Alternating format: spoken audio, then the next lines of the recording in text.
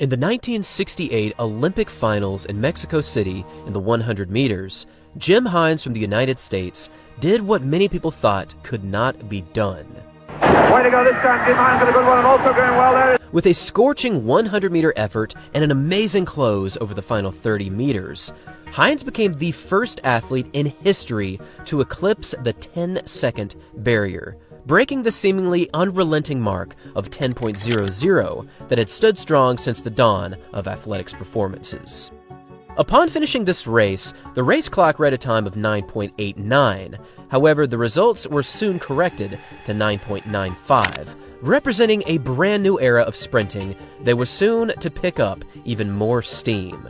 This mark has since gone down in history as one of the most influential marks ever achieved in all of running, standing right next to other great marks such as Roger Bannister's sub-4-minute mile. And this iconic mark wasn't just because he broke 10 seconds.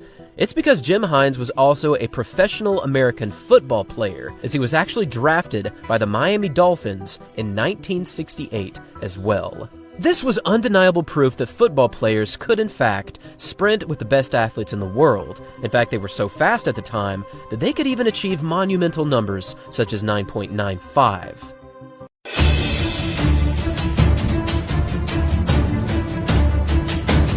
However, has this narrative remained constant over the years? Indeed, we have seen some amazing performances from a few key players on the gridiron when they do ultimately hit the track.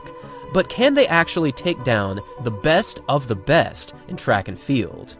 Well, we're about to find out, because we just got information on a huge development in the 2025 season, and it really does appear as though we will finally have an answer to this question.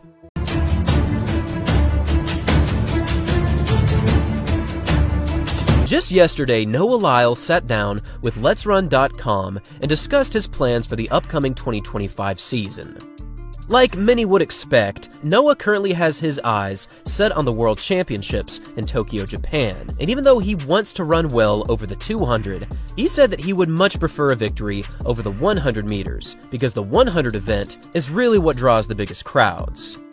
This does make sense, given that he has won the previous 2 global titles over this primary sprinting distance. But just before the end of this interview, Noah shared some interesting information about one specific race coming up in 2025. And this race includes what appears to be a 60-meter dash against none other than Tyreek Hill. For years and years, Tyreek has been talking some serious game,